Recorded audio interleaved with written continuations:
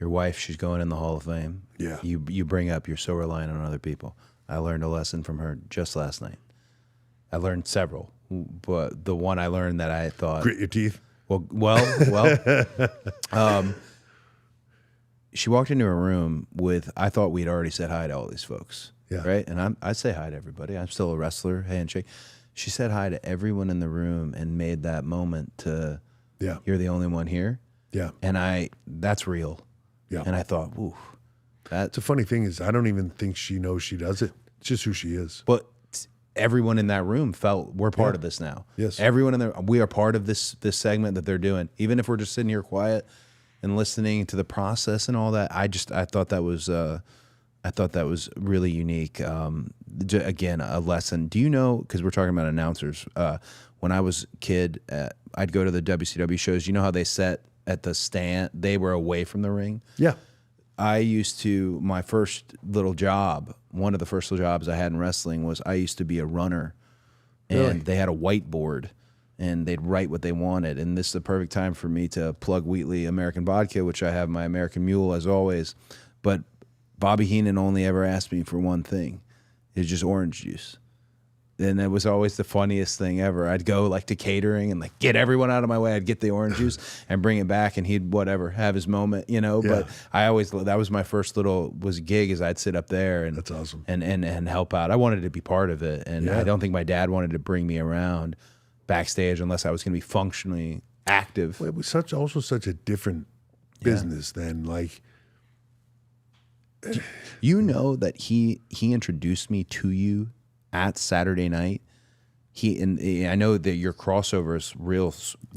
He introduced me to you, and we're in the warehouse where it's serendipity everywhere, where it's all meant to be, where there's some sort of cosmic fate in the wrestling space. And literally, whether you were brand new to him, or whether he sincerely meant it, I remember him saying, he introduced me to you, and he said he's going to be a really big deal. Wow. And I was scared because he didn't smarten me up. Yeah. So I'd shake hands because he told me to shake hands, Yeah. and then just kind of, okay, like go away, because I'd like to be 20 feet away watching everything at a distance. I remember this whole moment happens, and it's funny that moment happens, and here we are sitting here. Yeah. We're going into WrestleMania. Do you consider WrestleMania 40 your first full WrestleMania as the chief content officer? I think so, though. Yeah. Though there was, and again, this is where I'm terrible with times, but it's not like one day, here it's yours, and everything else went away, right? Sure. There was so many aspects to that of, hey, Vince is stepping away. You're going to take this spot, but he's chiming in, and he's still meeting with me all the time, and he's still, directing traffic from the side. Yeah. And there's no real.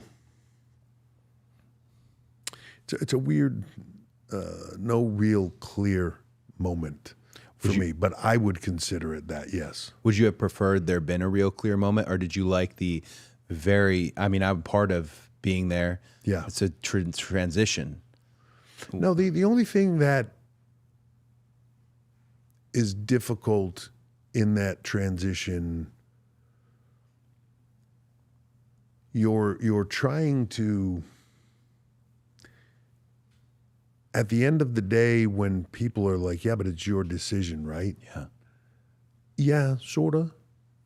You know what I mean? Like you're yes, and you have to defend your position, and you have to be able to sell that to people and explain it to people. If it's a little bit not your position, or a little bit, well, why did this happen? And you don't want to say, well, because, wasn't totally my decision, and not because you don't want to seem like you don't have that power, but like you have to position it that way. It's just such a complex. There's so many aspects to what we do, even just on a regular, general, daily basis, where you're putting something out there, and in some manner, you're like, if in an ideal world, I would do this. We don't live in an ideal world. Right. We live in a realistic world where I can't do that because of this, and I can't do that because of this, and I can't move this here because, it can be something as simple as these two people don't get along. Yeah. Or this, I know this person has an injury that I can't put all that there. Or whatever the moment, the sequence, the scenario is, there's so many factors to all of it that are just, I wish it was as simple as what people think when they just go like, why didn't they just do this? I wish it was that simple. Yeah. I really do, I don't know if you know, and I probably shared it with you before, but one of the bigger honors of my career, sometimes something really special happens to you at TV, and it's simple. It's a thing somebody said or that meant so much. Yesterday, I'm in the garden, and I've been in the garden where they're patting you down at the door and asking for your credential, and it's okay. And then yesterday I pull in the private entrance, and the guy's holding the elevator says, "Elevator's open for you, champ." Yeah. Yeah. I could have done anything. Yeah. I could have. I felt like I floated into the elevator. It blew my mind. But something that Nick Khan said to me, that when you fully started out in terms of where we're WrestleMania 40 was what we'll say here. He said that you and myself and him all entered this really at the same moment. Yeah. And I felt, I really thought, damn, that's a big responsibility. Yeah. And you're lucky too. I'm so lucky to have been in it, but I thought that's such a big responsibility, and it made me, I want to hold on to it, and I want to ask you this, because you're now in the position of the chief content officer, leadership, the creative. You're directing this movie. As my dad would say, we're making movies here, and you're directing all these movies. It's multiple movies and TV series and TV series about TV series, all these things.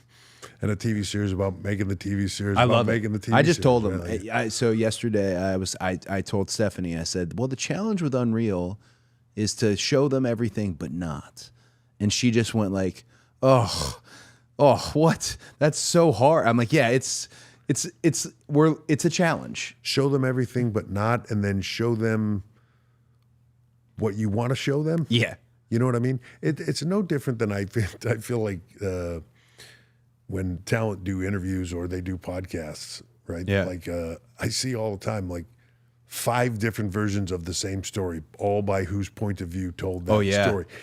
And what most people on the outside of our business don't get, include, like, especially the and I'll use this term, but the dirt sheet guys, whatever. It's like, wrestlers, most of, not this generation necessarily, but the ones before that, their entire life was built on just tell people what you want to tell them, and eventually it becomes a reality of the situation. Yeah. So like everybody's telling you what they want to hear. Yeah. And when the time is right, they'll say anything if it's going to get them the extra moment, if it's going to get them an extra nod, if it's going to make them seem more important, they will say anything. So the versions of the stories change over the years. You get 10 different versions because there were 10 people there.